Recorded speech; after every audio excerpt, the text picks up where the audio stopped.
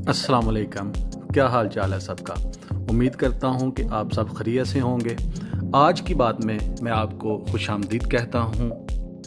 एक दफ़ा का जिक्र है कि अमेरिका में एक कैदी को अदालत ने फांसी की सज़ा सुनाई। जब उस कैदी को फांसी की सज़ा सुना दी गई तो साइंसदानों ने सोचा कि क्यों ना हम इस कैदी पर कुछ तजर्बात करें।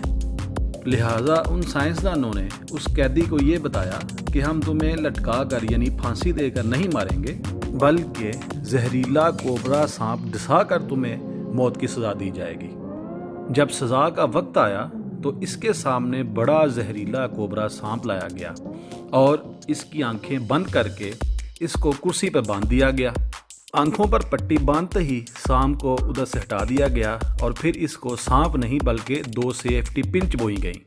पिन का चबोना था कि कैदी तड़प तड़प कर मर गया और उस कैदी की कुछ सेकंड में ही मौत हो गई।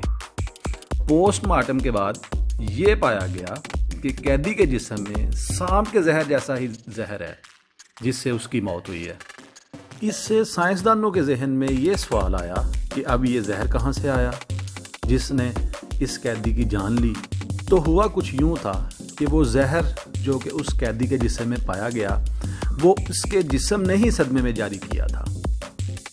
पोस्टमार्टम की रिपोर्ट के बाद साइंसदान इस नतीजे पर पहुँचे कि इंसान के हर अमल से मुस्बत या मनफी तवानाई बनती है और वो इंसान के जिस्म में इसी के मुताबिक हार्मोन तैयार करती है। अगर आप खुशगवार ज़िंदगी गुजारना चाहते हैं तो याद रखें कि इंसान की 75% बीमारियों की वजह मनफी सोच ही हुआ करती है। आज के दौर में अपनी ही मनफी सोच से इंसान खुद को आहिस्ता आहिस्ता ख़त्म कर रहा है। इसलिए हमेशा अपनी सोच को मुस्बत रखें और हमेशा खुश रहें।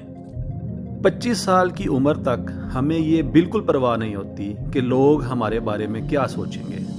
फिर 50 साल की उम्र तक इसी डर में जीते हैं कि लोग हमारे बारे में क्या सोचेंगे।